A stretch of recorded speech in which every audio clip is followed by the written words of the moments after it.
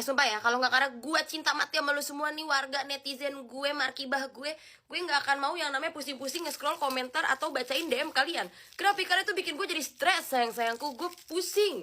Gue kayak, ya Allah dunia begini amat begitu. Tapi karena gue cinta sama lu semua, jadi mari kita markibah lagi. Tadi gue lagi scroll TikTok gue, terus habis itu gue iseng buka DM TikTok gue. Terus begitu gue buka kayak ada sesuatu yang menarik di sini begitu, say. Tapi bentar sebelum kita cerita, biar gue ceritain lebih kalem, kita minum dulu susu Cimory yang Thai tea ini. Kenapa? Karena dia bisa bikin kita lebih tenang, sayangku.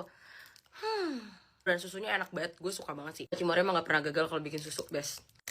Oke, gue udah mulai lebih tenang. Mari kita lanjut ke markibahnya Badiul. Kita sebut aja followers gue namanya Anton, oke? Si Anton ini dari kecil dia hidupnya di panti asuhan, sayang. Kenapa kakak bisa di panti asuhan? Karena dia anak yang tidak diinginkan kalau menurut bahasa bapak maknya begitu. Jadi mau bapaknya karena tidak bisa mengurus dia, dititipkanlah di panti asuhan, begitu, say. Sampai pada saat di SMP, dia diadopsi sama keluarga yang tidak punya keturunan. Menurut gue dari cerita yang diceritain sama si Anton ini, keluarganya lumayan tajir, say. Long story short, pokoknya Anton akhirnya pindahlah ke rumah itu, tinggal sama orang tuanya, bener-bener kayak hidup di surga, apa yang Anton mau dikasih dan dituruti. Kenapa? Karena orang tuanya ini merasa kayak, oh akhirnya gue punya anak gitu. Jadi mereka memutuskan untuk kayak gue harus memenuhi semua kebutuhannya Anton begitu, say. Tapi instead of Anton ini jadi merasa bersyukur karena diadopsi, dia malah jadi semena-mena dalam artian kayak oke, gue bisa membeli perempuan begitu, say. Karena memang basically Anton ini kalau gue lihat fisiknya sih lumayan oke ya. Sampai akhirnya tiba di satu waktu dia jatuh cinta sama satu perempuan dan membuat dia berhenti untuk melakukan kenakalan remaja itu. Tapi apakah dia tidak melakukan kenakalan remaja tersebut kepada perempuan yang dia jatuh cinta ini? Oh tentu saja dilakukan, sayang. Tetap dia berhubungan belam-belam sama tuh perempuan. Sampai akhirnya apa yang tidak diinginkan terjadi. Bener, endingnya dia bunting nih perempuan, ya kan. Sebetulnya perempuan ini namanya siapa ya? Isna ini bunting. Terus habis itu si Isna bilang, kalau memang kamu tidak mau bertanggung jawab, gak apa-apa, biar aku pergi aja begitu. Tapi Anton ini mau udah terlanjur cinta mati sama nih perempuan, ya kan. Akhirnya dia bilang, gak apa-apa, udah aku yang bertanggung jawab, kata dia begitu. Terus pada saat mau bertanggung jawab itu, apakah hubungan akan jadi mulus? Tidak.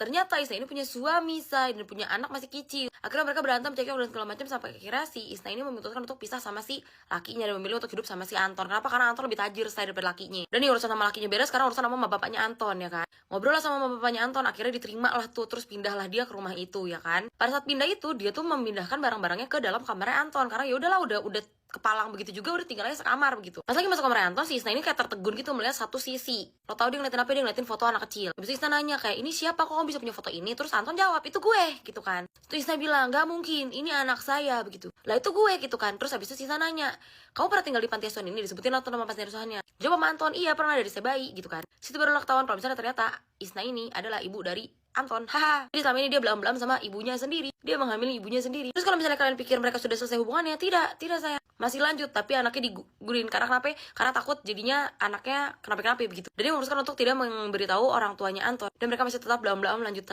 Pokoknya lanjut terus sampai sekarang. Kayak astagfirullahaladzim, istighfar Anton. Dan segitu dulu aja, kapan lagi, love you.